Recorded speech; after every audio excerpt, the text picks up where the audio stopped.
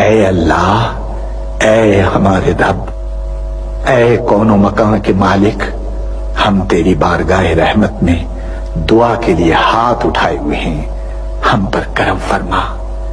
اے اللہ، ہمارے بزرگوں نے تیرے نام اور تیرے پیارے نبی حضرت محمد مصطفیٰ صلی اللہ علیہ وآلہ وسلم کے نام لیواؤں کے لیے بر صغیر میں اس سرزمین کے لیے بابا قوم قائد اعظم کی قیادت میں بے حساب قربانیاں دی ہیں۔ ہماری اس سرزمین پاک کو قیامت تک آباد رکھنا۔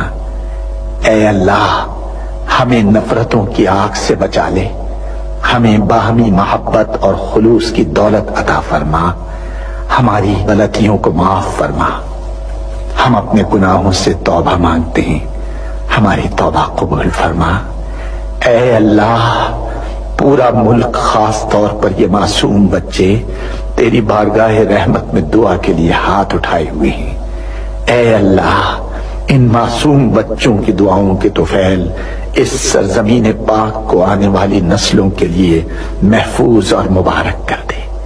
اے اللہ، ان معصوم بچوں کی دعاؤں کے طفیل ہمارے ملک کو امن کا گہوارہ بنا دے۔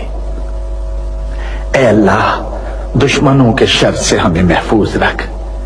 ہمارا یہ پرچم، ہمارا یہ پیارا پرچم عزت و کامرانی کے ساتھ رہتی دنیا تک سربلند رکھیو۔